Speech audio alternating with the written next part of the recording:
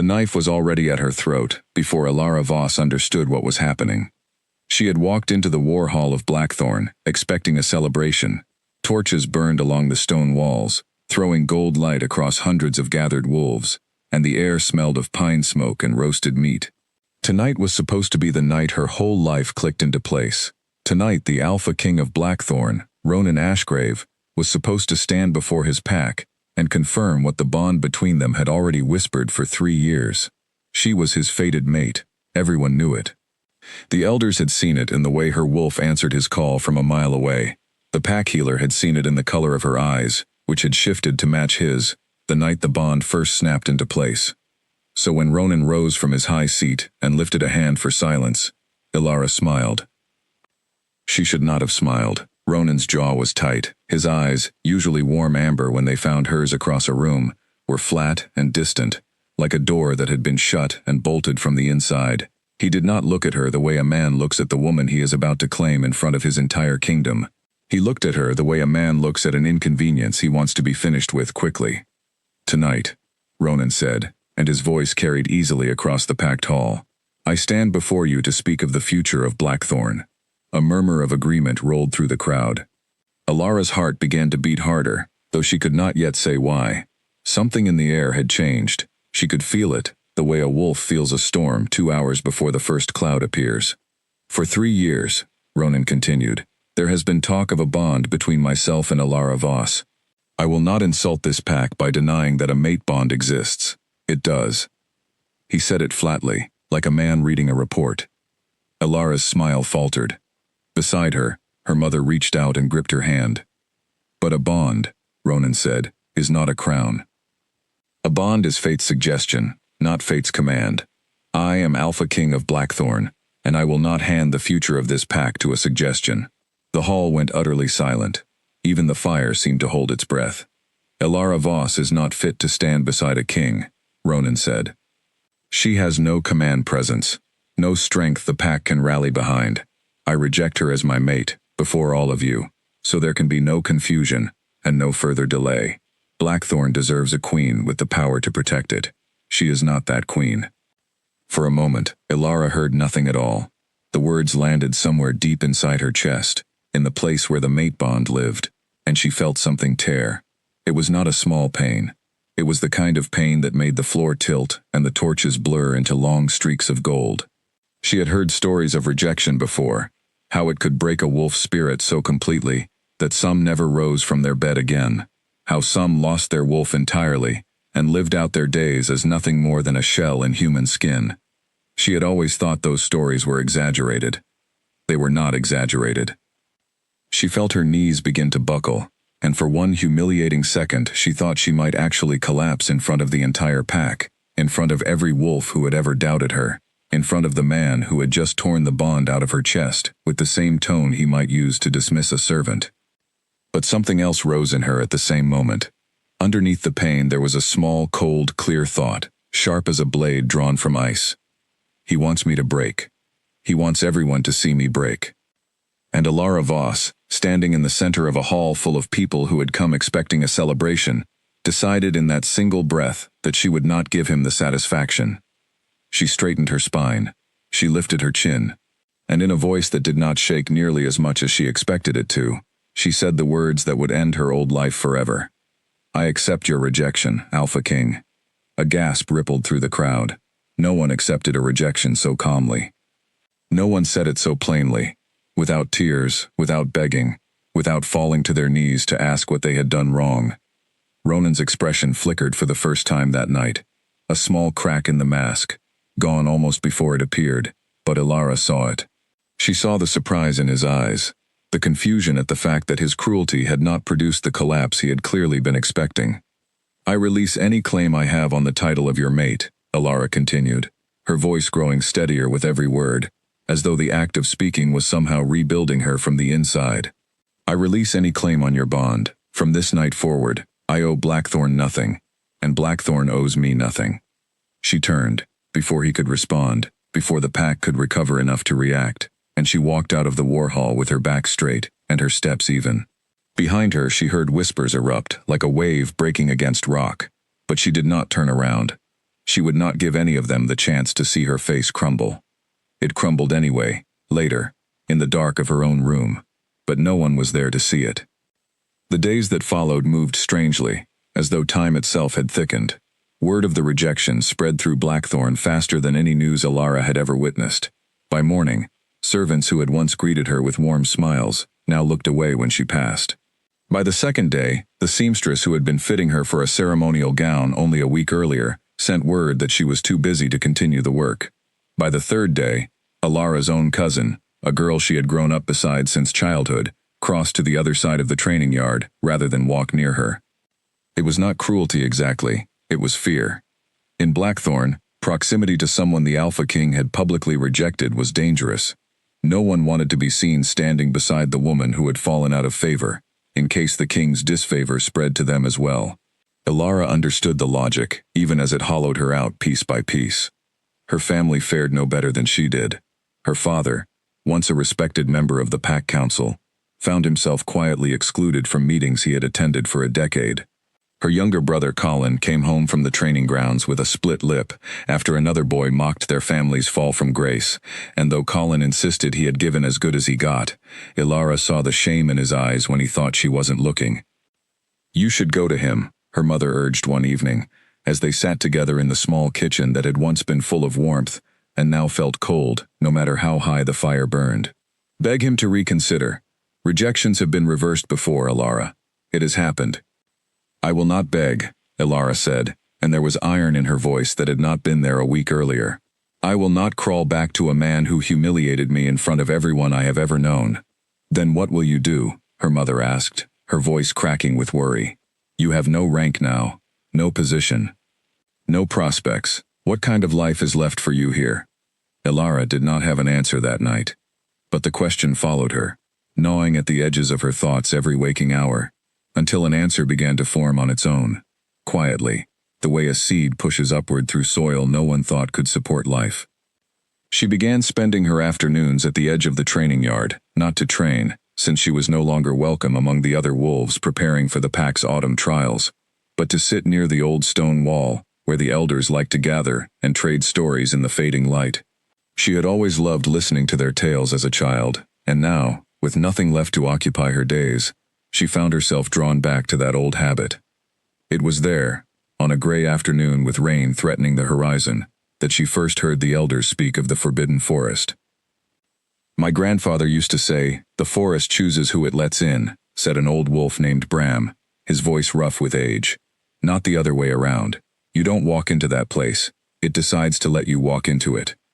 "Nonsense," another elder scoffed. "It's forbidden because it's dangerous, not because it has opinions." "Dangerous how?" Alara asked, before she could stop herself. The elders turned, surprised to find a listener so young sitting quietly among them. Bram studied her for a long moment, his pale eyes sharp despite his age. "The forest sits on the western border of our land," he said slowly. "Older than Blackthorn itself, older than the Ashgrave line, if the old stories are true. No wolf who enters comes out unchanged, and most don't come out at all. The pack put up the boundary markers 3 generations ago, and forbade anyone from crossing them." "What's inside?" Alara asked. Bram shrugged. "Depends who you ask. Some say witches, driven out of human lands generations ago, and given shelter by the trees themselves. Some say something older than witches. Some say nothing at all, and the wolves who never returned simply got lost and starved." "And you? What do you believe?" The old wolf's eyes flickered toward her, unreadable. "I believe the forest remembers things this pack would rather forget. I believe the Ashgrave line has feared it for longer than anyone living can explain. And I believe a girl with nothing left to lose in Blackthorn might find that the forest looks a great deal less frightening than the alternative." His words settled into Alara like a stone dropping into still water, sending ripples through everything she had believed about her future. That night she could not sleep. She lay awake staring at the ceiling of the small room she had been moved to, after losing her old quarters near the pack's inner circle, and she thought about Bram's words over and over. A place that chose who it let in. A place old enough to make even an Alpha King's line afraid. A place where a woman with nothing left in Blackthorn might find something entirely new. She thought of Ronan's face in the war hall, cold and closed, and the way the entire pack had watched her walk out without a single person stepping forward to stand beside her. She thought of her mother's frightened eyes, her father's quiet shame, her brother's split lip. She thought of every door in Blackthorn that had closed to her in the space of 3 days, and the strange, hollow freedom that came with realizing there was truly nothing left here that needed her to stay. By the time the first gray light of dawn touched her window, Elara Voss had made a decision. She would not spend the rest of her life as the woman the Alpha King had rejected, drifting through Blackthorn as a ghost of her old rank, tolerated out of pity or avoided out of fear. She would find out what waited beyond the boundary markers on the western border. She would find out why an entire pack, and the family that ruled it for generations, feared a forest enough to forbid anyone from setting foot inside. And if the forest truly did choose who it let in, as old Bram believed, then Elara intended to find out whether it might choose her. She began, quietly and carefully, to prepare. Over the following days she gathered what supplies she could without drawing attention: dried meat and hard bread from the kitchen stores, a water skin, a hunting knife she had kept since her training days, a warm cloak against the coming cold. She moved through these preparations with the same steady calm that had carried her out of the war hall, refusing to let herself think too hard about what she was actually planning, because she suspected that if she thought about it too clearly, fear would talk her out of it.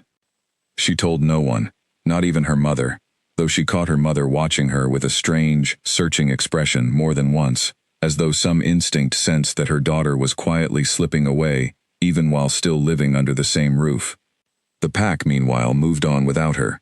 Word arrived that preparations were underway for a new gathering, one where Ronan intended to formally consider other candidates for the position he had so publicly denied her. Elara heard the news secondhand, from a servant girl gossiping in the market, and felt almost nothing at the sound of it.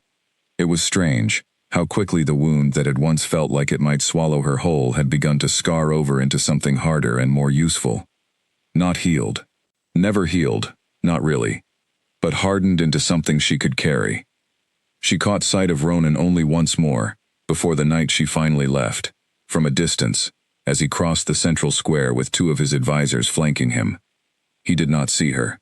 She watched him for a long moment, searching her own chest for the old ache the bond used to bring whenever he was near, and found instead a strange, quiet numbness, as though something inside her had gone very still and very cold.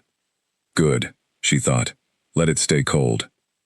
The night she chose was moonless, the sky thick with clouds that swallowed even the faint light of the stars. She waited until the household was asleep, until the sounds of Blackthorn settled into the hush that came just before the deepest part of night, and then she slipped from her window with her pack strapped across her back and her hunting knife at her hip. She did not look back at the house where she had grown up. She did not allow herself to think about her mother's face when she found the bed empty in the morning, or her father's, or Colin's. She told herself she would send word once she understood what she was walking into, once she had some kind of answer to give them beyond, "I am not sure why I am doing this, only that I cannot stay." The training grounds were empty at this hour, patrolled only by 2 guards near the main gate who never thought to look toward the western fields, since no one in living memory had ever tried to leave Blackthorn in that direction. Elara moved low and quiet through the tall grass, every sense straining for any sign that she had been noticed, her heart hammering so hard she was certain it could be heard from a mile away. She reached the edge of the western fields, just as the clouds parted enough to let a thin strand of moonlight through, and there, in the distance, she saw them for the first time with her own eyes, the boundary markers of the forbidden forest. Tall stones, worn smooth by centuries of wind and rain, arranged in a long, unbroken line that vanished into darkness in both directions. Beyond them, the trees rose black and silent against the night sky, so tall and so close together that no light seemed able to survive among their branches. Elara stood at the edge of the field for a long moment, her breath fogging in the cold air, and felt fear rise in her chest for the first time since she had begun her preparations. This was the point of no return. Once she crossed those stones, there would be no explaining her way back into Blackthorn's good graces. She would be, by the pack's own law, an outcast twice over, once by rejection and once by trespass. But then she thought again of the war hall, of Ronan's flat, closed eyes, of the whispers that had followed her through the streets for 3 humiliating days. She thought of a life spent as a ghost in the corners of a kingdom that had already decided she was worthless. She stepped over the boundary stones. The moment her foot touched the ground on the other side, the air changed. It was subtle at first, a shift in temperature, a change in the way sound carried, as though the forest existed just slightly out of step with the rest of the world. The trees seemed to lean inward around her, their branches forming a canopy so thick that the last traces of moonlight vanished within a dozen steps. And yet, strangely, she was not afraid. The fear she had felt at the boundary line had faded the instant she crossed it, replaced by something else entirely. A quiet, watchful curiosity, as though the forest itself was studying her the same way she was studying it. Somewhere far off, deep among the ancient trees, something that was not quite an owl and not quite a voice called out once into the darkness. Elara Voss took a breath, gripped the strap of her pack, and walked forward into the unknown, leaving behind everything she had ever known, and everything Ronan Ashgrave had ever taken from her. Behind her, the boundary stones stood silent under the clouded sky, and Blackthorn slept on, entirely unaware that the woman it had cast aside had just vanished into the one place its king feared most. The trees closed around Elara like a mouth closing around a breath, and within minutes, she could no longer see the boundary stones behind her, even when she turned to check. The path she had been walking, if it could be called a path at all, seemed to bend and narrow in ways that made no sense, as though the ground itself were reshaping to keep her moving forward rather than back. She told herself this was simply the darkness playing tricks on her senses. Wolves saw well at night, better than humans by far, but even a wolf's eyes needed some light to work with, and here, beneath the endless black canopy, there was almost none at all. She reached for her wolf, the animal part of herself that had always been there beneath her skin, ready to rise and sharpen her senses whenever she called for it. Nothing answered. Elara stopped walking, startled by the silence inside her own chest. She had shifted 1,000 times in her life, since she was old enough to control the change at all, and never once had she reached for her wolf and found only stillness. She tried again, focusing harder, searching for the familiar warmth of claws and fur just beneath the surface of her skin. Still nothing. It was as though a heavy blanket had been thrown over that part of her, muffling it, holding it down. Panic flickered at the edges of her thoughts, but she forced herself to breathe slowly, to remember that fear would help her nothing here. If the forest suppressed her wolf, then she would simply have to survive on her human wits alone, until she understood why. She pressed forward, using the small amount of moonlight that occasionally broke through gaps in the branches to guide her steps. The forest floor was strange beneath her boots, soft in places where it should have been hard, and firm in places where fallen leaves should have made it give way. Every so often she passed clusters of pale flowers glowing faintly with their own quiet light, blue and silver, blooming in patterns too perfect to be entirely natural. She had never seen anything like them in her life, and despite her exhaustion and fear, she found herself pausing more than once, simply to stare. Hours passed, though she could not be certain how many, since the forest allowed no clear sense of time. At one point, she was certain she had been walking for less than an hour. At another point, exhaustion dragging at her limbs, she suspected she had been walking half the night. The trees never changed, the path never opened into any clearing, and twice she found herself passing what she was almost certain was the same twisted, lightning-scarred oak, though she had taken no turns that should have led her back to it. "This is not a normal forest," she said aloud, mostly to hear the sound of her own voice in the oppressive quiet. "You are doing this on purpose." The forest, of course, gave no answer. But a moment later, the path beneath her feet shifted subtly, curving gently to the left in a way it had not curved before, as though something had heard her and decided, for reasons of its own, to respond. Elara followed the new curve of the path, too tired and too committed now to consider any other option. Her feet ached inside her boots. Her shoulders burned from the weight of her pack. She had eaten nothing since leaving Blackthorn, too nervous during her final hours in the packlands to force food down, and now hunger gnawed steadily at her along with the exhaustion. Just as she was beginning to wonder whether she would have to stop and rest, despite every instinct telling her that stopping in an unknown forest at night was a terrible idea, the trees ahead of her thinned, and she stepped into a small clearing, bathed in the same soft blue and silver light as the strange flowers she had passed earlier. In the center of the clearing stood a shallow pool of water, perfectly still, reflecting a sky that Alara was certain should not have been visible through the thick canopy above. She approached slowly, drawn by both thirst and curiosity, and knelt at the edge of the pool to fill her water skin. Her reflection stared back at her from the surface, pale and tired, dark circles already forming beneath her eyes. But as she watched, the reflection seemed to shift, just slightly, the image rippling even though the water itself remained perfectly still. For one dizzying second, Alara was certain she saw another face layered beneath her own, older, sharper, with eyes the color of storm clouds instead of her own familiar brown. She jerked back from the water, heart pounding, and the strange double image vanished as quickly as it had appeared. She stared at the pool for a long moment, waiting to see if it would happen again, but the water remained ordinary, reflecting nothing but her own frightened face and the strange sky above. "Careful," said a voice from somewhere behind her, low and amused. "The mirror water shows more to some than others. Best not to stare too long if you are not ready for what it might tell you." Alara spun around, reaching instinctively for the hunting knife at her hip, and found herself facing a woman standing at the edge of the clearing, who had not been there a moment before. The stranger was tall, wrapped in a cloak the color of dried moss, with silver hair pulled back from a face that was difficult to place any age upon. She might have been 30, or she might have been 300. Her eyes, Alara noticed with a jolt, were the exact storm cloud gray she had glimpsed in the water only moments earlier. "Who are you?" Alara demanded, though her voice came out less steady than she wanted. A question the forest usually likes to ask visitors before they get the chance to ask it of anyone else, the woman said, tilting her head with obvious curiosity. "And yet here you are, already 3 hours inside the boundary, still breathing, still walking, and the trees have not once tried to turn you back toward the stones. That is unusual." "Unusual how?"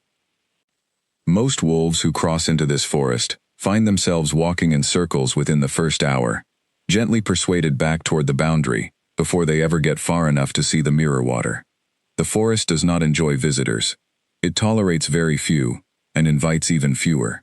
The woman studied Alara with open interest, her gaze moving from her travel-worn cloak to the hunting knife still gripped tightly in her hand. "And yet it let you all the way here. That tells me something about you, girl, even if you do not yet know what it is yourself." "My name is Alara," she said, deciding that if this strange woman intended her harm, a knife was unlikely to matter much anyway, and there seemed little point in hiding something so simple.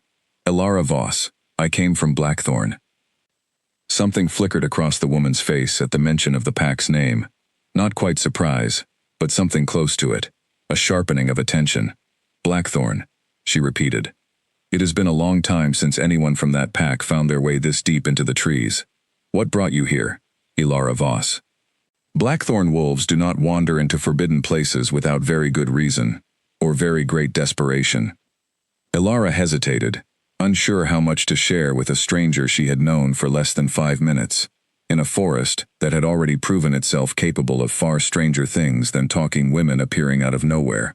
But something about the woman's steady gaze, patient and unhurried despite the strangeness of the encounter, loosened her tongue more than she expected.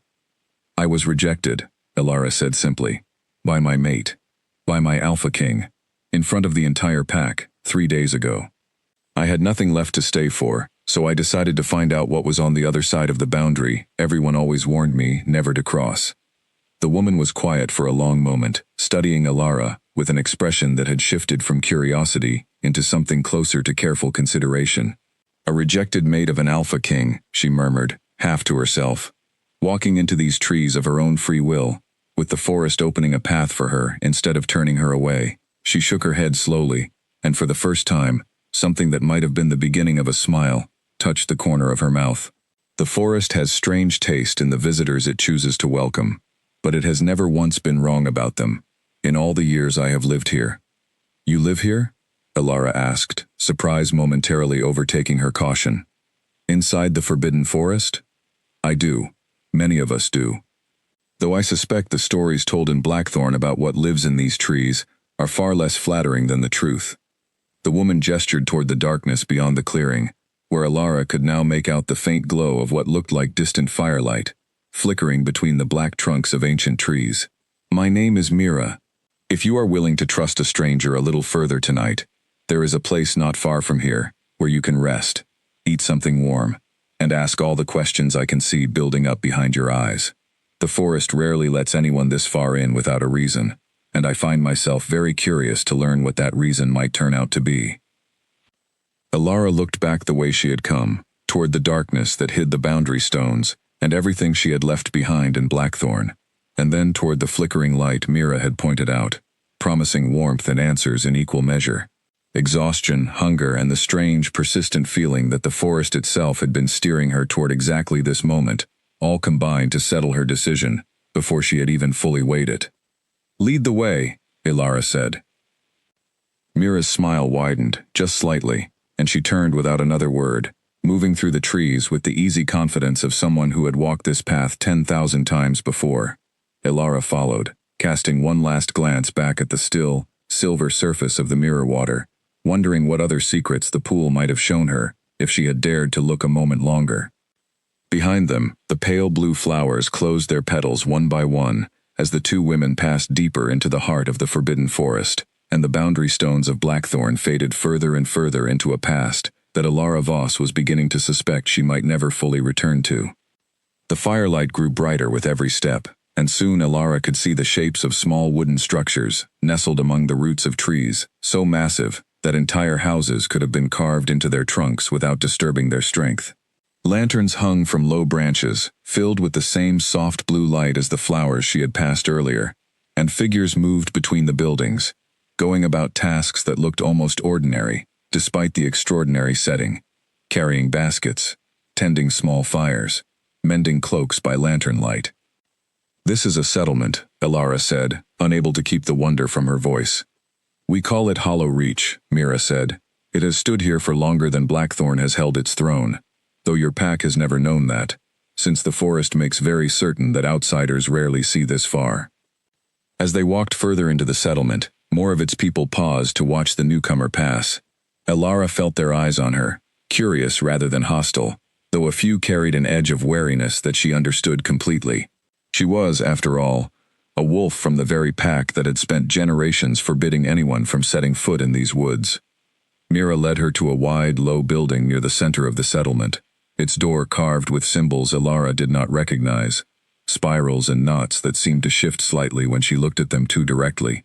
Inside, a fire burned in a stone hearth, and the warmth of it hit Alara like a physical wave after so many hours in the cold, damp dark of the forest. "Sit," Mira said, gesturing to a low bench near the fire. "Eat first. Questions can wait until your stomach stops trying to speak louder than your mind." A young woman appeared from a side room a few minutes later, carrying a wooden bowl filled with something warm and fragrant, a stew thick with roots and herbs Alara did not recognize, but which smelled better than anything she could remember eating in weeks. She ate quickly, hunger overtaking any lingering caution, while Mira sat across from her, watching with quiet patience. When the bowl was empty, Mira finally spoke again. "Tell me about the moment your bond broke," she said, "not the words your Alpha King used. I have heard cruel rejections before, and the words themselves matter less than what happened inside you when they were spoken." Alara considered the question carefully, surprised by how specific it was. "It hurt," she said slowly, "the way everyone says it hurts. Like something tearing, but underneath the pain, there was something else, something cold and clear. I did not fall apart the way I think he expected me to. I felt myself get sharper instead of weaker." Mira leaned forward slightly, her storm-gray eyes fixed intently on Alara's face. "And your wolf? Have you tried to reach her since crossing into the forest?" "I have tried." She does not answer. "I assumed the forest was suppressing her somehow." "It is," Mira confirmed. "But not in the way you think. The forest does not silence wolves who wander in by accident, Alara. It simply hides itself from them until they wander back out, confused and half-convinced they imagined the whole encounter. For you, it has done something very different. It let you see the settlement. It let you find the mirror water. And it has quieted your wolf, not to hide itself from you, but because something inside you is beginning to wake up that has been asleep for a very long time, and the forest does not want your wolf's instincts interfering with that process before it finishes." Alara sat very still, the warmth of the fire suddenly feeling distant compared to the chill that had crept into her chest. "What do you mean, waking up?" Mira rose from her seat and moved to a shelf along the far wall, retrieving an old, leather-bound book so worn that its cover had lost nearly all its original color. She set it carefully on the small table between them and opened it to a page marked with a strip of faded ribbon. "There is a bloodline," Mira said, "older than any of the ruling packs currently holding territory across these lands, including Blackthorn. A bloodline of wolves born from the forest itself, capable of a kind of power your pack's histories have almost entirely erased. We call them forest-born. The Ashgrave line in particular has spent generations making certain that bloodlines stayed buried, forgotten, extinguished, wherever it might have resurfaced, because a forest-born wolf represents a threat to the kind of power an alpha king like to hold absolutely." "Why would my bloodline matter to them at all?" Alara asked, though something in her chest had already begun to twist, with a suspicion she wasn't ready to name. "Because a forest-born wolf does not simply lead a pack," Mira said. "A forest-born wolf can command the land the pack stands on. The trees, the rivers, the very ground beneath a pack's feet can be turned to serve a forest-born wolf's will, in ways an ordinary alpha's strength could never match. Such power passed unchecked through history more than once, and it terrified every ruling family who witnessed what a forest-born wolf could do when provoked. So they hunted the bloodline down, generation after generation, until most in Blackthorn believe it extinct entirely." Alara stared at the old book between them, at pages filled with handwriting she could not read, and diagrams she did not understand, and felt the ground of everything she had believed about herself begin to shift beneath her. "You think I am part of this bloodline," she said slowly. "You think that is why the forest let me in." "I think it is very likely," Mira said. "The forest does not open its paths for just anyone, Ilara Voss. It recognizes something in blood, long before the person carrying that blood recognizes it in themselves. And I think it is no accident that the very night you were rejected by an Ashgrave was the same season the forest finally decided to draw you toward its boundary." The fire crackled between them, filling the silence that followed while Alara tried to absorb everything Mira had just told her. Somewhere outside, faint laughter drifted from another part of the settlement, oddly ordinary against the weight of what she had just learned. "If this is true," Alara said finally, "why did no one in Blackthorn ever tell me? My family, the elders. Someone must have known." "Perhaps no one did," Mira said gently. "Bloodlines like this can sleep for generations before waking in a single descendant, sometimes skipping so many years that even careful record keepers lose track of where the thread runs. Or perhaps someone did know, and chose silence, fearing exactly the kind of attention such knowledge might draw from a king already inclined toward cruelty when it came to protecting his own power." Ilara thought of her mother's frightened eyes in the days after the rejection, the strange way she had watched her daughter, as though searching for something she could not quite name. She thought of old Bram at the training yard, and the knowing look he had given her when he spoke of the forest choosing who it let inside. Had he suspected something, even without saying it outright? "What happens now?" Ilara asked, forcing her voice to remain steady, despite the storm of questions swirling inside her. "If this bloodline is real, and if I truly carry it, what does that mean for me?" Mira closed the old book carefully, her expression turning thoughtful. "It means you have a choice in front of you, that very few people in your position ever get to make. You can stay here, in Hollow Reach, and learn what your blood is capable of, slowly and carefully, away from the eyes of Blackthorn and everyone who once decided you were not worth keeping. Or you can walk back through those boundary stones the moment you feel ready, and use whatever you learn here to face the pack, and the king, who cast you aside." "And if I choose to stay?" "Then we begin tomorrow," Mira said simply. "Tonight, you rest. The forest has already asked enough of you for one evening, and there will be time enough for everything else once the sun rises." Alara nodded slowly, though sleep felt like an impossible request given everything spinning through her mind. Mira led her to a small room at the back of the building, simple but warm, with a bed of woven reeds and thick furs that smelled faintly of pine, and something sweeter she could not identify. Alone in the quiet room, Ilara sat on the edge of the bed for a long time, staring at her own hands in the dim lantern light, searching for any visible sign of the power Mira had described. She saw nothing unusual, only the same hands that had trained beside other blackthorn wolves for years, the same hands that had reached for a fated bond that had ultimately shattered in front of an entire pack. And yet, deep beneath her skin, in the place where her wolf normally rested, she felt something stir for the first time since crossing the boundary stones. Not her wolf exactly, but something older, quieter, and infinitely more patient, uncurling slowly, like a creature waking from a very long sleep. Alara closed her eyes, exhaustion finally winning out over the storm of questions in her mind, and let sleep pull her under, wondering what hollow reach, and the strange power sleeping in her blood, might reveal to her once morning came. She dreamed, that night, of trees that walked, and rivers that answered when spoken to, and a crown made not of gold but of woven branches, resting just out of reach above her head. Morning in Blackthorn arrived with a scream. Alara's mother had gone to wake her daughter with a tray of bread and tea, hoping a small kindness might ease some of the tension that had settled over their household since the rejection, only to find the bed untouched and the window standing open to the cold morning air. The scream that followed brought half the household running, and within the hour, word had spread through Blackthorn that Alara Voss had vanished in the night. At first, the pack assumed the worst kind of tragedy. Rejected mates had been known to wander into danger deliberately, unable to bear the pain of the broken bond, and search parties were sent immediately to comb the nearby woods and riverbanks for any sign of her. But as the day wore on, and no trace was found, no scent trail leading toward the river, no evidence of any struggle, a different kind of unease began to settle over the pack.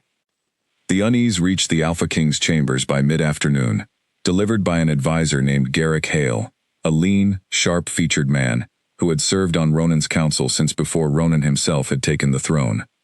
"She is gone, my king," Garrick said, standing stiffly before Ronan's desk. "Not simply missing. Gone." Her tracker, an old friend of the family, followed her scent to the edge of the western fields before it vanished entirely. Ronan looked up sharply from the papers he had been pretending to read for most of the morning, unable to focus on anything since the news of Alara's disappearance had first reached him. "The western fields," he repeated slowly. "That borders the Forbidden Forest." "It does, my king." Ronan's chair scraped back hard enough to nearly topple as he rose to his feet. "You are telling me she walked into the forest?" "It appears so," Garrick said carefully, watching his king's reaction, with an expression that gave away very little. "Her scent simply stops at the boundary stones. Either she crossed them, or something erased every trace of her presence the moment she reached that point, which the trackers assure me is far more unlikely than the alternative." For a long moment, Ronan said nothing at all, staring at the map spread across his desk without truly seeing it. He had rejected her 3 days ago, expecting anger, expecting tears, expecting perhaps that she would beg him to reconsider, so that he could refuse her a second time, and put the entire humiliating episode fully behind him. He had not expected her to simply disappear into the one place in all of Blackthorn's territory that no wolf dared enter. "Send another search party," Ronan said finally, his voice rougher than he intended, "to the boundary." "My king," Garrick said, choosing his words with obvious care. "No wolf who has ever attempted to cross those stones has returned, with a full account of what lies beyond them. The elders have forbidden entry for 3 generations for good reason." "I am not asking the elders," Ronan snapped. "I am the Alpha King. Send the party."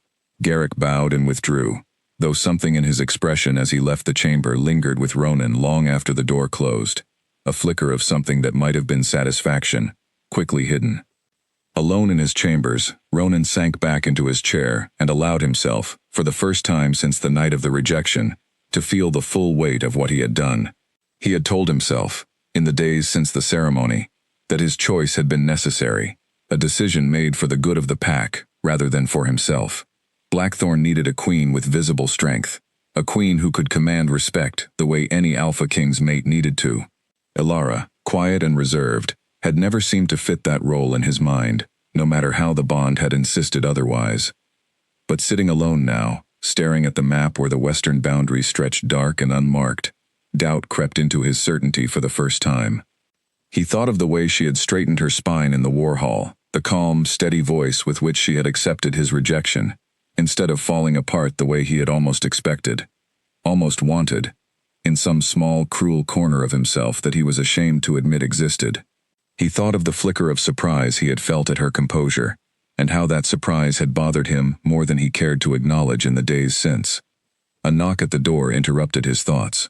His second advisor, an older woman named Nadia Sinclair, entered without waiting for permission, a privilege she had earned through decades of service to Ronan's father before him. "You look troubled, my king," Nadia said, settling into the chair across from his desk without invitation. "She is gone, Nadia, into the forbidden forest." Nadia's expression shifted, something careful and measured crossing her weathered face. "So I have heard. A troubling development, though perhaps not entirely unexpected, given the circumstances of her departure from your favor." "You think she meant to end her life," Ronan said, the words tasting bitter as he spoke them aloud. "I think," Nadia said slowly, "that a woman who accepted a rejection with the composure Alara Voss displayed in that hall is not the sort of woman who wanders into a forbidden place out of despair. I think she made a choice, my king, deliberately and with her eyes open, and I think you would do well to consider why a woman with nothing left to lose in Blackthorn might choose that particular forest, of all the places she could have gone." Ronan studied his advisor carefully, something in her tone catching his attention. "You know something about that forest?" Nadia was quiet for a long moment, her fingers drumming slowly against the arm of her chair. "I know the old records, my king. The ones your father kept sealed, and his father before him. There are reasons the Ashgrave line has forbidden entry to that forest for 3 generations. Reasons that go beyond simple wolf superstition about dangerous woods. Reasons you have never shared with me. Reasons I was instructed never to share, my king, by your father, on the day he named you his heir." Nadia rose from her chair, moving toward the door with the unhurried pace of someone who had decided a conversation had gone exactly as far as she intended it to go for the moment. "Perhaps it is time those instructions were reconsidered, given recent events. I will need to consult the sealed archive before I say more. Give me a few days, my king, and I will bring you what truth I can find." She left before Ronan could press her further, leaving him alone once again with the map, the empty chair where Alara had once sat during council meetings she was rarely invited to but occasionally attended out of quiet curiosity, and a growing sense that his decision 3 nights ago had set something in motion far larger than a simple broken bond. Outside his window, the search party Garrick had assembled rode out toward the western fields as the sun began to sink low over Blackthorn's walls, their torches small points of orange light moving steadily toward a boundary that had stood unbroken for 3 generations. Ronan watched them go, and for reasons he could not fully explain even to himself, felt a cold weight settle in his chest that had nothing to do with pride, and everything to do with a fear he was only just beginning to understand. The search party returned 2 hours after nightfall, exhausted, disoriented, and entirely unable to explain how they had spent nearly the whole evening walking in what felt like a straight line, only to find themselves back at the boundary stones each time, having never once glimpsed anything resembling a trail, a clearing, or any sign that a woman had passed through ahead of them. "The forest would not let us in, my king," the lead tracker reported, still shaking slightly from the strange, disorienting hours he had spent among the trees. It was as though the paths kept turning us back around, no matter which direction we tried. Ronan listened to the report in silence, and when the tracker finished, dismissed the man with a curt nod, his mind already turning over Nadia's words from earlier that day. Reasons that go beyond simple wolf superstition. He thought of Alara walking into that same forest, apparently without difficulty, apparently without the paths turning her back the way they had turned back his most experienced trackers, and slowly, uneasily, a question began to form in his mind that he was not entirely certain he wanted answered. What if the forest had not simply allowed her to pass? What if it had wanted her? Alara woke to sunlight that should not have been able to reach her small room, filtering down through the canopy in soft green and gold ribbons that danced across the woven reed floor. For a moment, disoriented, she forgot entirely where she was, expecting the familiar stone walls of her old room in Blackthorn. Then memory returned in a rush, and she sat up quickly, heart pounding with a strange mixture of fear and anticipation. Mira was waiting for her outside, standing near the edge of Hollow Reach with a walking staff in one hand and an expression of quiet expectation. "You slept well," she observed, studying Alara's face. "Good. You will need your strength today." "For what?" for finding out exactly what the forest saw in you when it opened its paths the way it did. Mira turned and began walking, clearly expecting Alara to follow. Come. There is a place not far from here that will show us far more than words ever could. They walked for perhaps 20 minutes, moving deeper into the forest, along a path that seemed, to Alara's relief, to remain consistent this time, neither shifting nor doubling back the way the trees had toyed with her the night before. Eventually the trees opened into a wide clearing, dominated by an enormous, ancient tree, unlike anything Alara had ever seen, its trunk wider than a small house, its roots spreading across the clearing floor, like the fingers of some vast, sleeping giant. The heart tree, Mira said, a note of reverence entering her voice. The oldest living thing in this forest, and perhaps in all these lands. Every forest-born wolf in recorded history has stood here at some point, to see whether the tree recognizes what sleeps in their blood. And if it does not recognize me, then we will know I was mistaken, and you will be free to return to Blackthorn with nothing lost but a strange story to tell. Mira gestured toward the base of the enormous trunk. Place your palm against the bark, Alara. Nothing more than that, to begin with. Alara approached slowly, studying the ancient tree with a mixture of awe and apprehension. Up close, the bark was rougher than she expected, deeply grooved with patterns that almost looked deliberate, almost looked like the same spiraling symbols she had seen carved into the doorway of Mira's home the night before. She took a steadying breath, reached out, and pressed her palm flat against the trunk.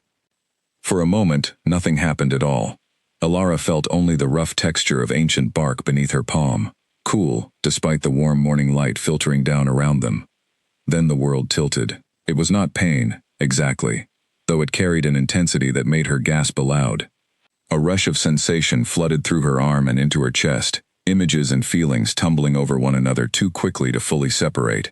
The slow, patient growth of roots pushing through dark soil across centuries, the whisper of wind through countless generations of leaves, the deep, steady pulse of something vast and ancient recognizing, with something close to satisfaction, a piece of itself that had wandered far from home and finally returned.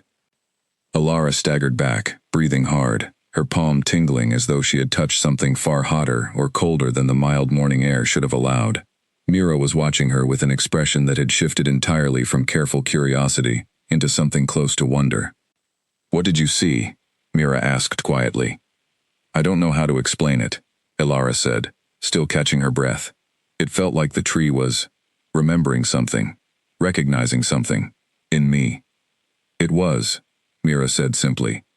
"The heart tree has stood in this forest since before any pack claimed the surrounding lands, and it remembers every forest-born wolf who has ever lived, the way you might remember the faces of your own family.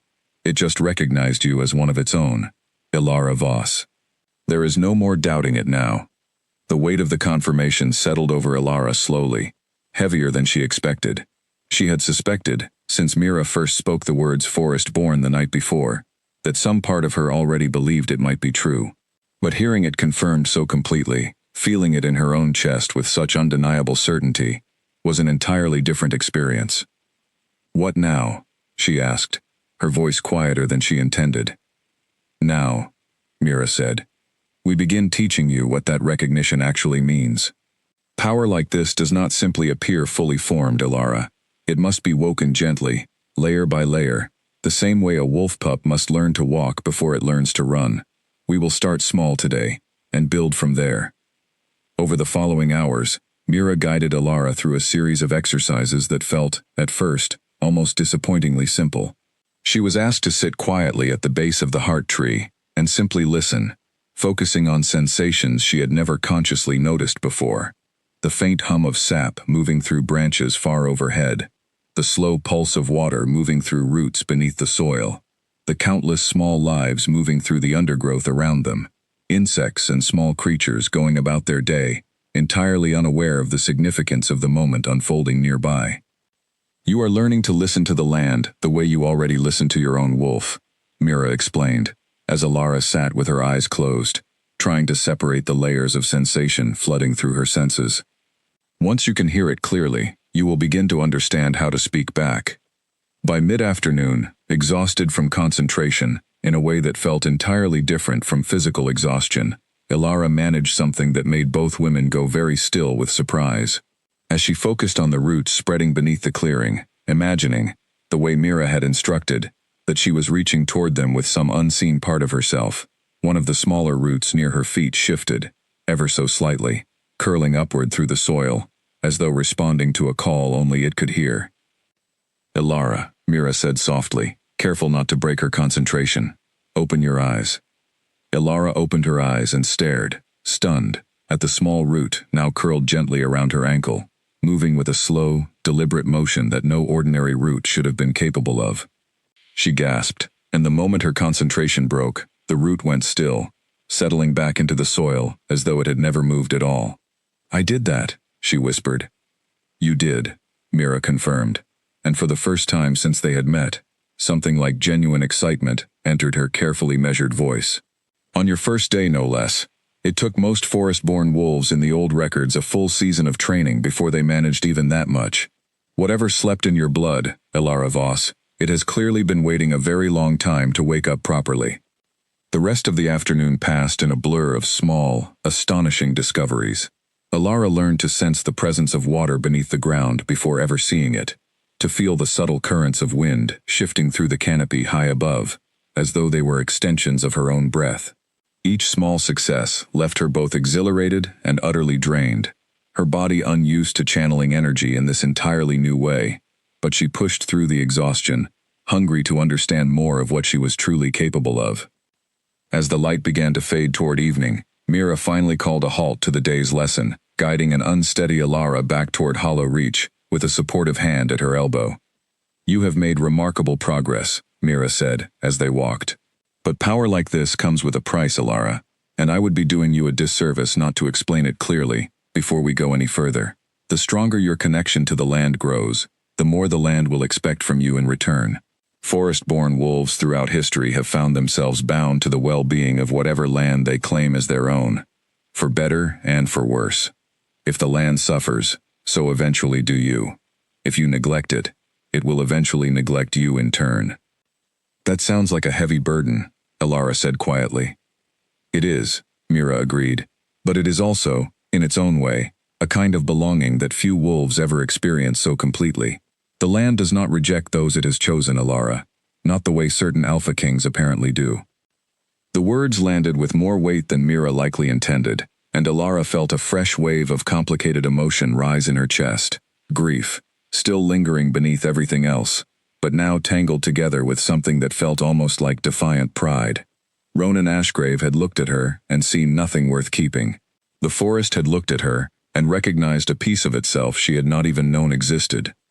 That night, after another warm meal shared by the fire in Mira's home, Ilara asked the question that had been building steadily in her mind throughout the day.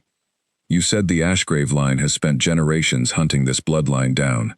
Do you know why? What happened that made them so afraid of it?" Mira's expression grew shadowed, the firelight carving deeper lines into her already weathered face. "There is an old story," she said slowly, "of a forest-born queen who once ruled alongside an early Ashgrave king, generations before Blackthorn existed in the form it holds today. The stories claim she loved him deeply and used her power freely to protect the packlands they shared together, strengthening the soil for their crops, calming storms that threatened their borders, healing the land itself whenever war or disaster scarred it. What happened to her?" "The stories disagree on the details," Mira admitted. "Some claim the king grew afraid of a wife whose power so clearly exceeded his own, and had her quietly removed before she could challenge his authority outright. Others claim she died protecting the very lands she had sworn to defend, exhausted beyond recovery by the demands her power placed upon her. Either way, the Ashgrave line that followed made a decision, generation after generation, never again to allow a forest-born wolf close enough to the throne to threaten their hold on power. The forbidding of this forest, the hunting of the bloodline wherever it resurfaced, all of it traces back, in one way or another, to that single ancient fear." Ilara sat with the story for a long moment, turning it over in her mind, alongside everything Ronan had said to her in the war hall only days before. "She has no command presence, no strength the pack can rally behind." The words took on an entirely different meaning now, viewed through the lens of a fear passed down through generations of a ruling family, terrified of exactly the kind of strength she now understood herself to carry. "He was afraid of me," Elara said slowly, the realization settling into place with startling clarity. "Not because I was weak, because some part of the old fear, even without knowing why, recognized something in me worth being afraid of." "Perhaps," Mira said carefully. "Or perhaps his advisors recognized it, even if he himself did not, and guided him toward a rejection that conveniently removed a threat to their own influence before it ever had the chance to fully awaken." She studied Elara with an expression that had turned thoughtful, almost calculating. "Either way, Elara Voss, I think it is worth considering that your rejection may not have been the simple cruelty it appeared to be on the surface. I think it may have been fear, wearing cruelty's face, because fear rarely announces itself honestly." Elara stared into the fire for a long time after that, watching the flames dance and twist, thinking of Ronan's cold, closed eyes in the war hall, and wondering, for the first time since that humiliating night, whether the truth behind his rejection might be far more complicated than the simple dismissal it had felt like in the moment. Whatever the answer, one thing had become entirely clear to her over the course of this single, extraordinary day. She was no longer the same woman who had walked into Hollow Reach exhausted and frightened the night before. Something ancient and patient had recognized her, had welcomed her, had begun teaching her to wield a strength she had never known she carried. And somewhere back in Blackthorn, an Alpha King, who had once called her unworthy of his throne, was about to discover exactly how wrong he had been.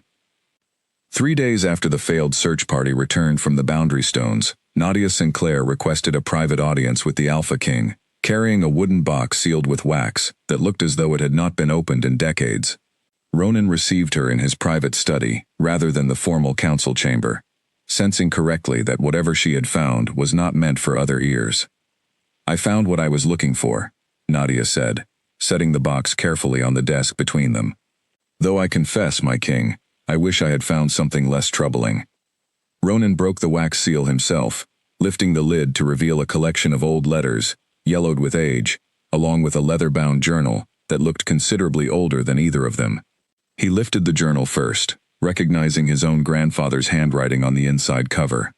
"Your grandfather kept detailed records," Nadia explained, "of every known descendant of the forest-born bloodline his own father had identified across Blackthorn's territory. Marriages arranged to dilute the bloodline. Families quietly relocated to distant packs.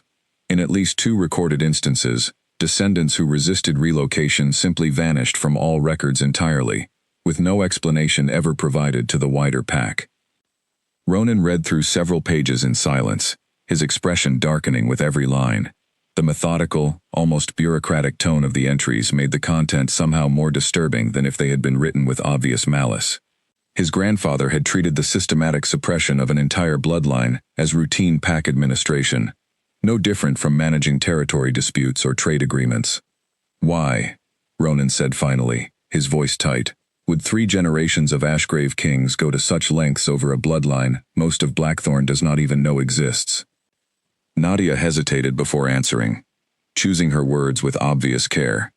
"Because a forest-born wolf represents a check on absolute power, my king. A wolf capable of commanding the land itself does not need the throne's blessing to hold influence over the pack. Your ancestors feared, correctly or not, that such a wolf might one day challenge the Ashgrave claim to rule Blackthorn entirely, drawing on a kind of authority no crown could match." Ronan set the journal down slowly, his mind already racing ahead to the conclusion Nadia had clearly already reached herself. "You believe Elara carries this bloodline. I believe it is possible, my king, more than possible, given how easily the forest allowed her to cross where it has turned back every trained tracker we sent after her." Nadia's expression grew troubled. "And if it is true, then I fear your rejection of her may not have been entirely your own decision." The words hit Ronan like a physical blow. "Explain yourself." "Garrick Hale has served this council for longer than you have been alive, my king," Nadia said carefully. "His family, the records show, has held a position of considerable influence in Blackthorn, precisely because they have positioned themselves as the Ashgrave line's most trusted advisors on matters of succession and bloodline purity. If a forest-born wolf were ever to rise close to the throne, families like Garrick's would find their carefully cultivated influence considerably diminished. Ronan sat back in his chair, pieces beginning to click into place that he had never thought to question before. Garrick's insistence, in the weeks before the rejection ceremony, that Alara lacked the command presence Blackthorn's future queen would require. The subtle, persistent doubts Garrick had planted in conversation after conversation, small enough individually that Ronan had never questioned them, but which had steadily built toward the conclusion he had ultimately reached in front of the entire pack. He guided me toward the rejection, Ronan said slowly, the realization tasting like ash in his mouth. Deliberately. I cannot prove intent, my king, Nadia said, but the pattern is difficult to ignore once you begin looking for it. Ronan rose from his desk and crossed to the window, staring out toward the western fields, where the boundary stones stood distant and silent beneath the afternoon sun. He thought of Alara's face in the war hall, the way she had absorbed his cruel words without collapsing, the flicker of something sharp and unbroken in her eyes, even as the bond between them tore apart in front of hundreds of witnesses. He had told himself, in the days since, that he had acted for the good of the pack. Now he wondered how much of that certainty had been carefully cultivated by an advisor, with far more to lose from Alara's rise than he had ever bothered to question. I need to know for certain, Ronan said, turning back to face Nadia, whether she carries this bloodline. Whether Garrick manipulated my judgment, and I need to find her, before whatever waits inside that forest decides she is not coming back at all. The boundary has not allowed any train tracker through, my king, Nadia reminded him gently. I am not certain force will succeed where skill has already failed. Then I will not rely on force alone, Ronan said, a new resolve hardening in his voice. If the forest recognized something in her blood that our trackers lack, then perhaps it requires something more than skill to grant passage. Perhaps it requires the courage to walk in without any guarantee of walking back out. Nadia studied her king for a long moment, something like cautious approval crossing her weathered features. That is a dangerous path to choose, my king. 3 generations of your family have avoided that forest for good reason. 3 generations of my family, Ronan said quietly, have also spent that same time hunting down and erasing an entire bloodline out of fear, and quietly instructed their heirs never to speak of it. I am beginning to think fear has guided far too many decisions in this family's history, Nadia. I would rather risk the forest than continue making the same mistakes my grandfather and his father made before him. He turned his attention to a final letter in the box, one that had caught his eye during his earlier reading, and unfolded it carefully. The handwriting was different from his grandfather's, older and more elaborate, and as he read, his expression shifted from grim determination into something closer to genuine shock. Nadia, he said slowly. This letter references a forest-born queen, married to an Ashgrave king, generations before Blackthorn took its current form. It says she died protecting the packlands during a great storm that nearly destroyed the entire territory, using her power to hold back flooding that would have drowned half the pack's settlements. I have heard variations of that story, Nadia said carefully, though most versions circulating today claim she was quietly removed by her own husband, fearful of her growing influence. This letter suggests otherwise, Ronan said, scanning the page again. It suggests she gave her life freely, out of love for the pack and the king she had chosen, and that the fear which followed her death came not from anything she had done, but from the king's own guilt at having doubted her loyalty in the months before the storm took her. Guilt that curdled, over generations, into the fear my own family has carried ever since.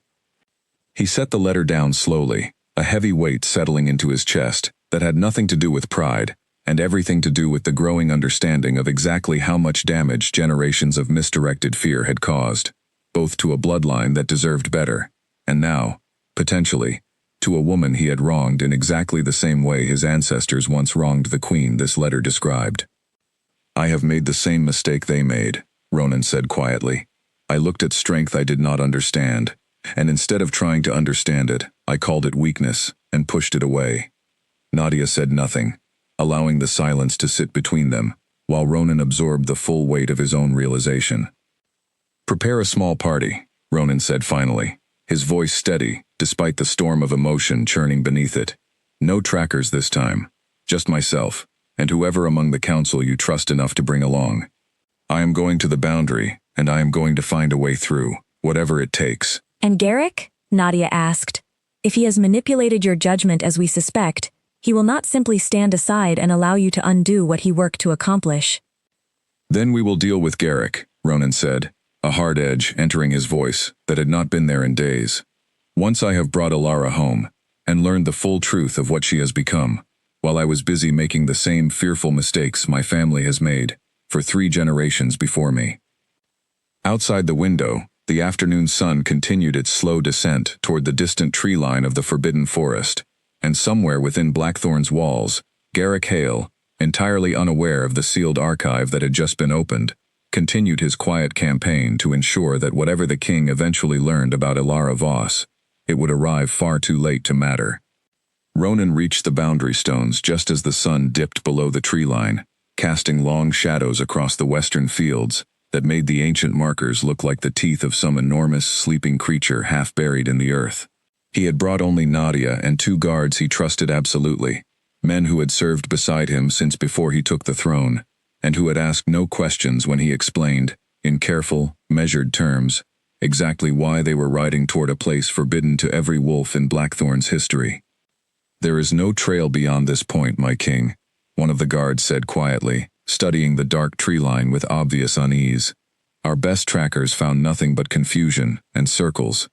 I am not relying on tracking, Ronan said, dismounting slowly. He approached the boundary stones on foot, studying the worn, ancient markers up close for the first time in his life. As a child, he had been warned away from this border so many times that the warning had become instinct, a fear woven so deeply into his upbringing that he had never once questioned it, never once wondered what exactly lay on the other side, beyond vague, frightening stories. He thought of Alara, crossing this same line, alone, in the dark, with nothing but a hunting knife, and whatever courage she had managed to hold on to after everything he had put her through. If she had found the strength to cross without hesitation, he told himself, then he could find the strength to follow. Wait here, Ronan told the others. If I do not return by dawn, do not attempt to follow. Send word to the council, and let them decide how to proceed without me. Nadia stepped forward, concern etched clearly across her weathered face. My king, this is reckless, even for you. Perhaps, Ronan admitted. But I have spent my entire reign making careful, reasoned decisions that protected the throne at the expense of everything else, Nadia. Look where that has brought me.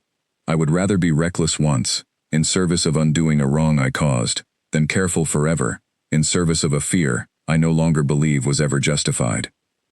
Before Nadia could argue further, Ronan turned and stepped over the boundary stones, and the world on the other side closed around him, exactly as it had closed around Alara 5 nights earlier.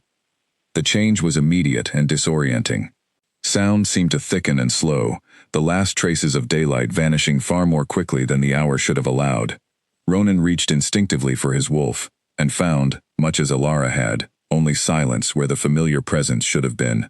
He pressed forward anyway, refusing to let the strangeness slow his determination, though every instinct honed by years as Blackthorn's alpha screamed that he was walking directly into danger, with no way to defend himself if it found him. The forest did not make his passage easy. Unlike Alara, whose path had shifted and curved with what almost seemed like welcome, Ronan found himself walking for what felt like hours, through nearly identical stretches of dark trees, twice passing landmarks he was certain he had already passed before. Frustration built steadily in his chest, along with a fear he was reluctant to name even to himself, the fear that the forest had recognized something in him it did not welcome the way it had welcomed Alara, and intended to simply wear him down, until he gave up and turned back. I am not leaving, Ronan said aloud, his voice sounding strange and small beneath the vast, silent canopy. Whatever you are, whatever judgment you are making of me right now, I am not leaving until I find her. The forest, predictably, gave no response. But sometime later, exhausted and increasingly desperate, Ronan noticed a faint, pale blue glow ahead of him, flickering softly between distant tree trunks. He pushed toward it and stumbled at last into the same small clearing where Alara had first encountered the mirror water, the pool's still surface glowing faintly in the darkness. He knelt at the edge of the water, more out of exhaustion than any clear purpose, and stared down at his own reflection. For a long moment, nothing happened. Then, just as it had for Alara, The water rippled without disturbance, and a second image layered itself beneath his own. Not a stranger's face this time, but a memory, sharp and sudden, of Alara standing in the war hall, spine straight, chin lifted, accepting his cruelty with a composure that had haunted him every night since. "I was wrong," Ronan said quietly to the reflection, though he was not entirely certain who or what he was speaking to. "I let fear, I did not even understand, make a decision I should have made with my heart instead. I have spent every day since regretting it, and I intend to spend whatever time it takes making it right, if she will allow me the chance." The water rippled once more, the image of Alara fading slowly back into his own tired, travel-worn reflection, and then, from somewhere behind him, a voice spoke, low and measured, carrying an authority that made the hair on the back of his neck rise instinctively. "Interesting," Mira said, stepping into the clearing with the same silent grace she had used to surprise Alara days earlier. The mirror water rarely shows anything so specific to a visitor on their very first encounter with it. "It seems you carry a great deal of weight in that heart of yours, Alpha King."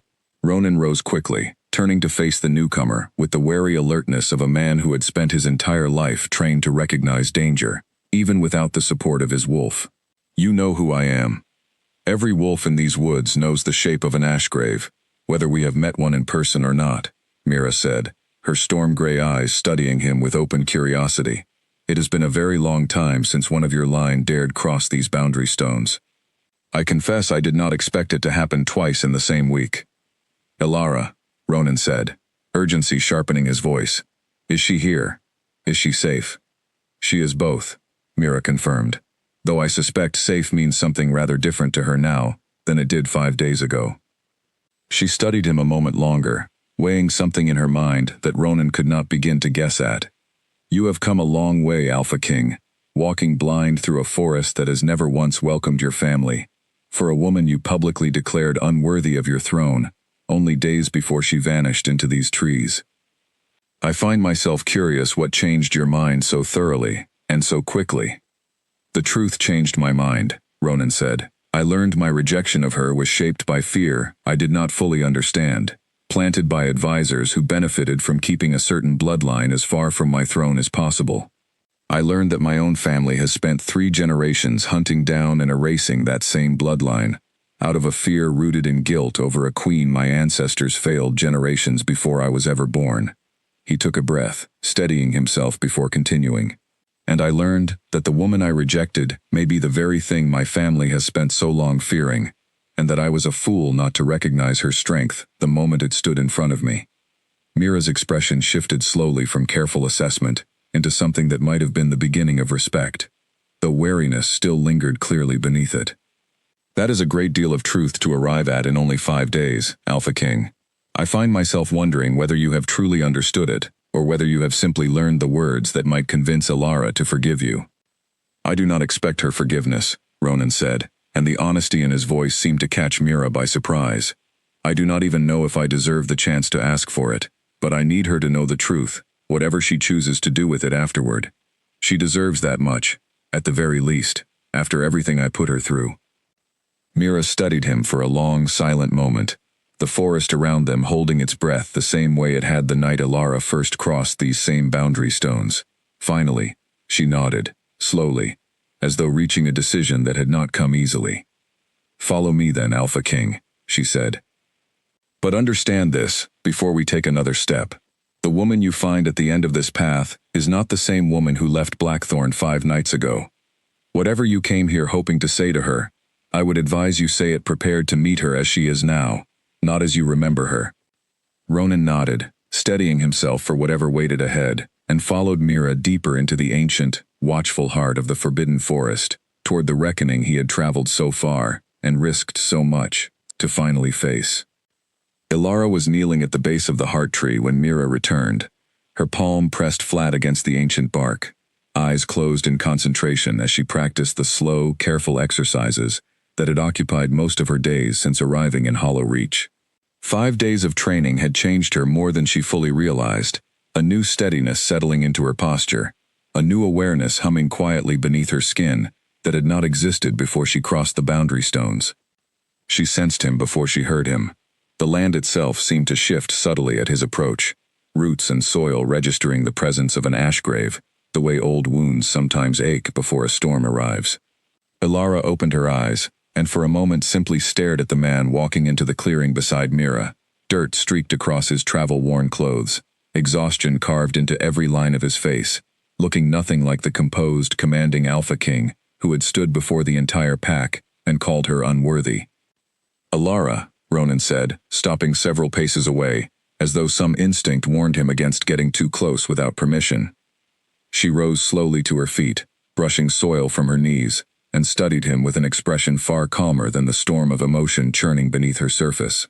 "You crossed the boundary." "I did." "Why?" The question hung in the air between them, simple and direct, stripped of any of the courtly formality that had governed every previous conversation they had ever shared. Ronan seemed to understand instinctively that this was not a moment for careful, measured words. "Because I was wrong," he said. "About everything. About you. I let fear guide a decision that should have come from somewhere far better in me, and I have spent every hour since that night regretting it, and trying to understand exactly how wrong I truly was." "You called me unworthy in front of the entire pack," Ilara said, her voice steady, despite the old wound the memory still carried. "You said I had no strength worth rallying behind. Was that fear speaking, or was that simply the truth you believed at the time?" Ronan absorbed the question without flinching, though Ilara could see it cost him something to hold her gaze while answering. "I believed it, in the moment," he admitted. "But I have since learned that belief was shaped by advisors who benefited from keeping you far from my throne, and by 3 generations of my own family's fear regarding a bloodline they spent decades trying to erase. I did not know, when I rejected you, what I know now. That does not excuse what I did, but I owe you the truth of it, whatever you choose to do with it." "What bloodline?" Ilara said carefully, though something in her chest had already begun to suspect the answer. "Forest-born," Ronan said. "My grandfather's journals name it directly. Wolves capable of commanding the land itself, hunted and suppressed by my family for generations, out of fear that such power might one day challenge the Ashgrave throne." He studied her face carefully as he spoke, watching for any reaction. "I believe you carry that bloodline, Ilara. I believe the forest recognized it in you the moment you crossed these stones, in a way it has never recognized in me, despite tonight being the first time my own family has dared to enter in 3 generations." Ilara said nothing for a long moment, the confirmation of everything Mira had already told her landing differently now, spoken aloud by the very man whose family had spent generations hunting the truth she now carried in her blood. "You are not wrong," she said finally. "I have spent 5 days learning exactly what that means. The heart tree recognized me the moment I touched it. I have already learned to make roots move at my simple request. Whatever slept in me before that night in the war hall, Ronan, it is very much awake now." Something flickered across Ronan's face at her words, awe mixed uneasily with the guilt already weighing on him. "Then I was even more of a fool than I realized," he said quietly. "I looked at strength I did not understand, and I called it weakness, because I was too afraid to look closer." "You were not entirely wrong to be afraid," Ilara said, surprising him. "Mira told me the story of the forest-born queen, who once ruled beside an Ashgrave king, generations before Blackthorn existed in its current form.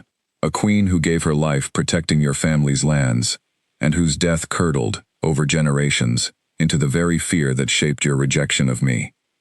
Fear is rarely without some root, Ronan, even when it grows into something cruel and misguided." "You know that story," Ronan said, surprised. "I have spent 5 days learning a great many things I never knew about my own blood, and about yours," Ilara said. "Including things your own family tried very hard to bury." Ronan took a careful step closer, and when Ilara did not retreat, closed the remaining distance between them slowly, giving her every opportunity to stop him if she wished. "I did not come here expecting forgiveness," he said, his voice low and rough, with an honesty she had never once heard from him during the years they had known each other in Blackthorn. "I do not believe I have earned it, and I will not ask for it before I have. But I needed you to know the truth, and I needed to see with my own eyes that you were safe, whatever you decide to do with either piece of information." Ilara studied him for a long moment, old pain and new understanding tangled together in a way that made it difficult to separate exactly what she was feeling. The mate bond, silent since the moment it tore apart in the war hall, stirred faintly somewhere deep in her chest, not fully restored, but no longer entirely dead either, as though it too was waiting to see what she would decide. "I am not the same woman who left Blackthorn 5 nights ago," she said finally, echoing, without realizing it, the exact warning Mira had given Ronan before leading him to this clearing. "Whatever happens between us now, Ronan, you should understand that clearly before we go any further." "I would not want you to be," Ronan said quietly. "The woman I rejected deserved better than what I gave her. The woman standing in front of me now deserves the chance to decide, entirely on her own terms, what she wants from whatever comes next. I am simply grateful for the chance to be here, to say what I came to say, whatever you ultimately decide." Behind them, Mira watched the exchange with careful, unreadable attention, and somewhere beyond the boundaries of Hollow Reach, back in Blackthorn's walls, an advisor named Garrick Hale continued his quiet work, entirely unaware that the very future he had schemed so carefully to prevent was standing face to face beneath the branches of the heart tree, closer to reconciliation than he could have possibly imagined, and closer still to a reckoning that would soon reach all the way back to his own doorstep. Word of the Alpha King's disappearance into the Forbidden Forest reached Blackthorn within hours, carried by the 2 guards Ronan had left waiting at the boundary stones, and by morning, the entire pack was buzzing with speculation. Some whispered that their king had lost his senses entirely, chasing a rejected mate into a place that had swallowed countless wolves without a trace. Others, remembering the strange composure Alara had shown on the night of her rejection, wondered aloud whether there was more to the story than the pack had originally been told.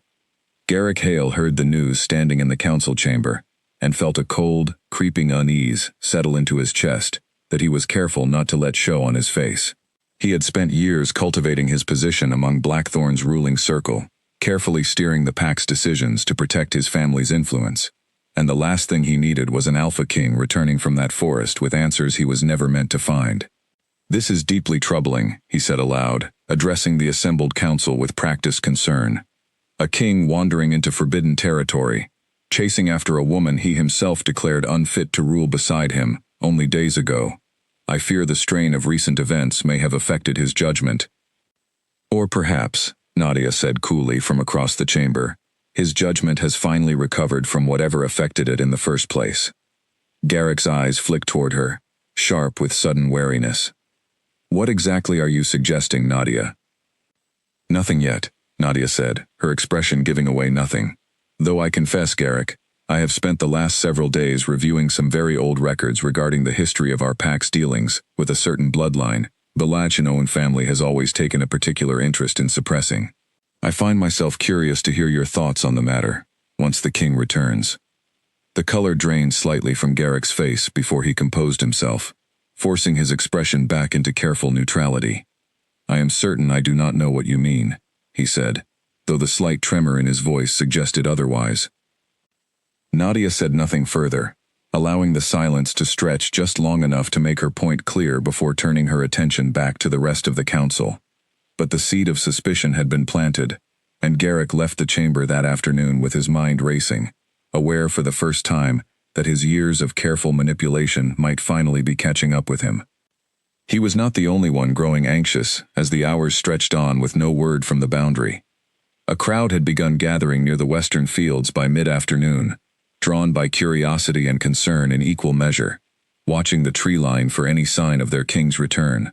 Among them stood Alara's mother, her face pale with a worry that had not fully left her since the night her daughter's bed had been found empty, and her brother Colin, who had taken to visiting the boundary stones every day since the news of his sister's disappearance first broke, as though sheer determination alone might will her back into view.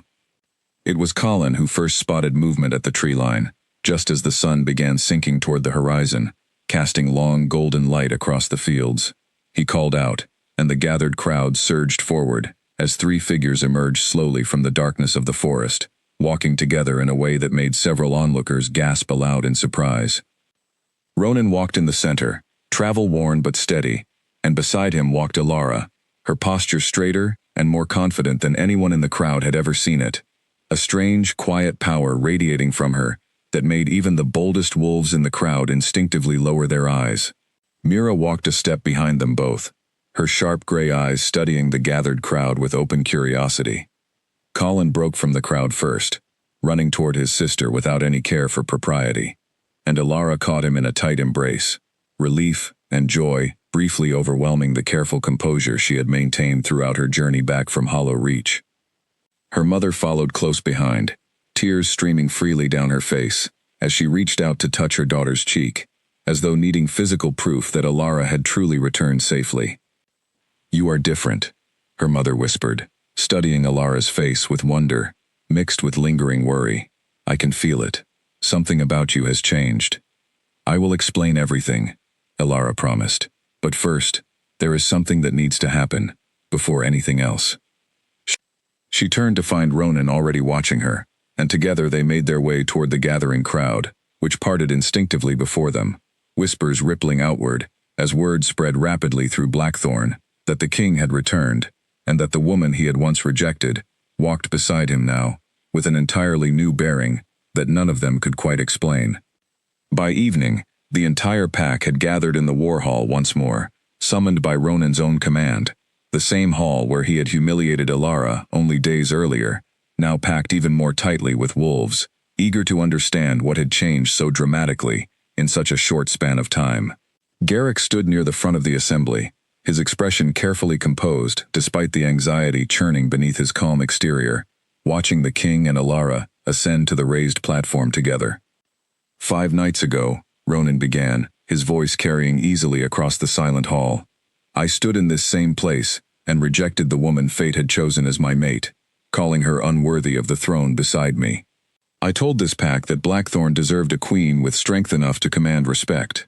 He paused, letting the memory of that moment settle over the crowd before continuing. "I was wrong, and I intend to correct that wrong tonight, in front of every witness who saw me commit it." A murmur rippled through the hall, and Garrick's jaw tightened almost imperceptibly. "Alara Voss carries a bloodline this pack has hunted and suppressed for 3 generations, Ronan continued. "Out of a fear my own family cultivated long before any of us were born. A fear that convinced my ancestors, and eventually convinced me, that strength unlike our own was something to be feared and controlled, rather than something to be welcomed and respected." He turned to look directly at Alara. "I was guided toward that fear, deliberately, by advisors within this very hall, who understood exactly what her strength might mean for their own influence, should it ever be allowed to flourish near this throne." All eyes in the hall turned slowly toward Garrick, whose composure finally began to crack under the weight of so much sudden attention. "My king," he began, "I do not know what accusations are being leveled against me, but I assure you, whatever I have advised has always been in service of this pack's best interests." "Save your explanations for the council, Garrick," Ronan cut in, his voice hard with a fury he had been carrying since Nadia first revealed the sealed archive to him. "Nadia has already uncovered records connecting your family's influence directly to generations of suppression against the forest-born bloodline. Records I intend to review in full detail, alongside every decision you have guided this council toward during your years of service." Garrick's face went pale, calculation flickering rapidly behind his eyes, as he searched for some path forward that did not end in complete ruin. Before he could speak again, however, a commotion broke out near the rear of the hall, guards pushing forward through the crowd with urgent news that silenced the entire gathering. "My king," one of the guards called out, breathless from running. "A raiding party has crossed our northern border. Wolves from the Thornvale pack, moving swiftly toward the outer settlements. They will reach the first farms within the hour, if we do not move now." The hall erupted into chaos, fear replacing suspicion, as the pack's attention snapped instantly toward this new, immediate threat. Ronan's expression hardened with the practiced focus of a king facing crisis, though Alara could see the frustration in his eyes at having his reckoning with Garrick interrupted at such a critical moment. "Assemble the defenders," Ronan ordered, already moving toward the door. "I will lead them myself." "Wait," Alara said, stepping forward before he could leave the platform. "Let me come with you." Ronan turned to look at her, surprise and concern warring visibly on his face. "Alara, you have had 5 days of training. Thornvale raiders will not wait for you to master control of your abilities." "Then I will learn quickly," Alara said, a fierce determination settling over her features that reminded Ronan powerfully of the composure she had shown in this very hall 5 nights earlier. This is my home too, Ronan, whatever happened between us. I will not stand aside and watch it burn, while I hide behind uncertainty about what I am still learning to become. Mira, who had been watching the unfolding chaos with quiet interest, stepped forward as well. She is stronger than even she yet understands, Mira said to Ronan. The forest does not simply grant power, without also granting the instinct to use it, when the need is great enough. Let her come. I suspect Blackthorn will need every strength it can gather before this night is finished. Ronan hesitated only a moment longer before nodding, recognizing in Alara's eyes the same unbreakable resolve he had witnessed on the night of her rejection, now transformed into something even more formidable. Then we go together, he said, all of us. As the assembled defenders rushed to arm themselves, and Garrick slipped quietly toward the rear of the hall, his mind already racing toward whatever desperate plan might yet save his rapidly crumbling position, Alara felt the ancient power sleeping beneath her skin stir fully awake for the first time since crossing back over the boundary stones, ready, at last, to be tested against a threat that would determine far more than simply the outcome of a single battle. The northern farm sat exposed beneath a darkening sky, rows of grain swaying gently in the evening breeze, entirely unaware of the danger sweeping steadily closer from the direction of the Thornvale border. Alara ran alongside Ronan and a column of Blackthorn's fastest defenders, her heart pounding with something that was equal parts fear and fierce anticipation, the ancient power inside her humming with an intensity she had never felt during her quiet, controlled lessons beneath the heart tree. There, Ronan called out, pointing toward the tree line where the first shapes of the Thornvale raiders had begun to emerge, moving in a tight, coordinated formation that spoke of careful planning rather than a random opportunistic strike. They mean to burn the grain stores before winter provisions can be secured, cripple us before the cold season even begins. How many? Alara asked, scanning the emerging line of wolves with an unfamiliar, calculating focus that surprised even herself. More than we have brought, one of the defenders answered grimly. Thornvale has grown bold in recent seasons, testing our borders more frequently than in years past. Alara closed her eyes for a brief moment, reaching for the connection to the land that Mira had spent 5 days carefully teaching her to access, and felt the ground beneath her feet respond instantly, more readily than it ever had during her controlled lessons in the forest. Fear and urgency, she realized in that instant, seemed to strip away hesitation, in a way calm practice never could. Get the defenders into position, she said to Ronan, her voice steady, despite the pounding of her heart. I need a moment, and then I believe I can help even these odds considerably.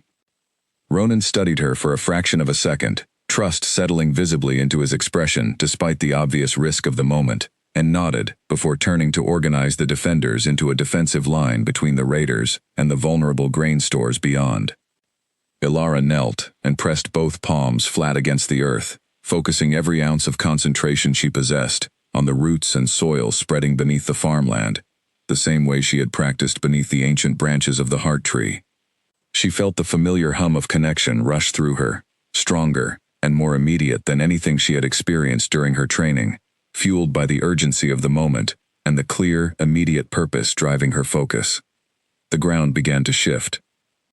Roots that had lain dormant beneath the farmland for generations stirred to sudden life, pushing up through the soil in thick, twisting cords that wrapped around the legs of the advancing Thornvale raiders, slowing their charge into stumbling confusion.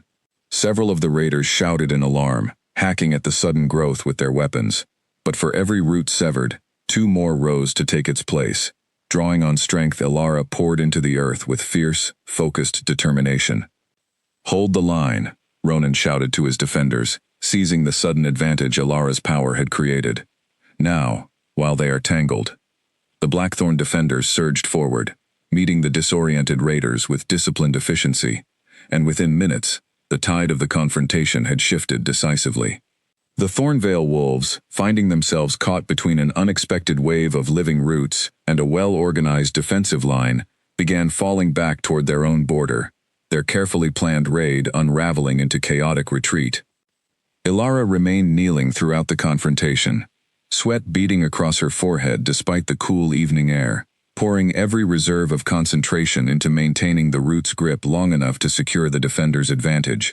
By the time the last of the raiders vanished back across the northern border, she was trembling with exhaustion, the ancient power finally releasing its hold as the immediate threat passed. Ronan reached her side quickly, kneeling beside her with obvious concern. "Ilara, are you?" "I am simply tired," she said, managing a weak but genuine smile despite her exhaustion. "Mira warned me that power like this comes with a price. I believe I understand that warning far better now than I did this morning." Around them, the defenders began the work of securing the farmland and confirming that the raiders had indeed retreated fully, murmurs of astonishment spreading rapidly through their ranks as word of what they had just witnessed began to circulate. A woman who could command the very earth beneath their feet, turning the tide of a battle that had seemed, only minutes earlier, dangerously uneven. News of the confrontation reached Blackthorn's central settlement well before Ronan and Ilara returned, and by the time they made their way back through the gathering darkness, a crowd had assembled once more, this time filled with a very different energy than the wary, uncertain crowd that had greeted their return from the forest earlier that same day. Awe had replaced suspicion, and as Ilara walked through the parting crowd, she saw something in the faces watching her that she had never once seen directed her way during her entire life in Blackthorn. Respect. Garrick Hale was waiting near the entrance to the war hall when they arrived, his earlier composure entirely abandoned, replaced by the desperate expression of a man who understood, with sudden and complete clarity, that his carefully constructed influence had crumbled entirely in the span of a single extraordinary evening. Guards flanked him on either side, summoned by Nadia the moment word of the northern attack reached the settlement, understanding correctly that whatever chaos might unfold, it presented exactly the kind of opportunity a desperate advisor might attempt to exploit. "My king," Garrick began, his voice shaking with barely contained panic, "whatever Nadia has suggested to you regarding my family's history, I assure you, my only concern has ever been the well-being of this pack. Your family spent generations ensuring a bloodline capable of protecting this pack, more effectively than any of us imagined, remained buried and forgotten," Ronan said, his voice hard and final. "Tonight, that very bloodline saved Blackthorn from a raid that could have crippled our winter provisions entirely. I find myself struggling to see how suppressing such strength ever served this pack's well-being, Garrick, beyond serving your own family's continued influence." Garrick had no response that could withstand the weight of the evening's events, and he was led away by the guards to await formal judgment before the full council, his years of careful manipulation finally, completely unraveled. Later that night, once the chaos had finally settled and the pack had begun the slow process of absorbing everything that had unfolded in a single extraordinary day, Ronan found Ilara standing alone near the edge of the training yard, looking out toward the distant, dark line of the forbidden forest that had changed her life so completely in the span of less than a week. "You saved this pack tonight," he said quietly, coming to stand beside her. "The same pack that turned its back on you the moment I rejected you. I would understand if that irony was not lost on you." "It is not," Ilara admitted, "but I did not do it for the pack that turned its back on me, Ronan. I did it because the land asked something of me, and I found, to my own surprise, that I wanted to answer that call." Ronan studied her profile in the moonlight, searching for the right words to express everything he had come to understand over the course of this remarkable week. "I do not expect you to simply return to the position I once offered you," he said carefully. "I do not believe that position, as I once defined it, was ever worthy of what you have actually become. But I would very much like the chance to build something new with you, Ilara, if you would allow it. Not a rejected mate, reclaimed out of guilt, but an equal, standing beside me because she chooses to, not because fate or duty demands it." Ilara turned to face him fully, considering his words with the same careful, steady attention she had brought to every decision since the night she first accepted his cruel rejection and walked out into an uncertain future. The mate bond stirred gently in her chest, no longer broken, but reforged into something different, something chosen rather than simply inherited from fate alone. "I am not the woman you rejected," she said finally, "and I will not pretend the wound of that rejection has fully healed, even now. But I have learned this past week that strength does not have to mean standing alone, Ronan, and that a bond, once broken, can sometimes be rebuilt into something stronger than what existed before, if both people are willing to do the difficult work of rebuilding it honestly." "Then will you stay?" Ronan asked. "Not as the mate I once cast aside, but as whatever new thing we might become together, built on truth instead of fear. Alara looked out once more toward the dark shape of the forbidden forest, thinking of Mira and Hollowreach, and the ancient power that had recognized something in her blood that Blackthorn itself had spent generations trying to erase. She thought of the roots rising from the earth to protect a pack that had once turned its back on her, and the quiet, unshakable strength she had discovered within herself over the course of a single extraordinary week. "I will stay," she said finally, "not as the woman I was before, and not simply as your mate Ronan. As myself, as Blackthorn's forest-born queen, standing beside its king because I choose to, with a strength this pack will never again be foolish enough to underestimate." Ronan reached out slowly, giving her every chance to step back if she wished, and when she did not, took her hand gently in his own. Above them, the moon rose fully over Blackthorn's walls, casting silver light across a pack forever changed by the events of a single remarkable week, and in the distance, the ancient trees of the forbidden forest stood silent and watchful, as they always had, having finally welcomed home a queen who had been sleeping, unrecognized, in its bloodline for far too long. The old fear that had shaped 3 generations of Ashgrave rule had finally been laid to rest, replaced by something new and far stronger, rooted not in the suppression of power, but in the honest, hard-won respect between 2 people, willing to rebuild what cruelty had once broken, together, as equals, from that night forward.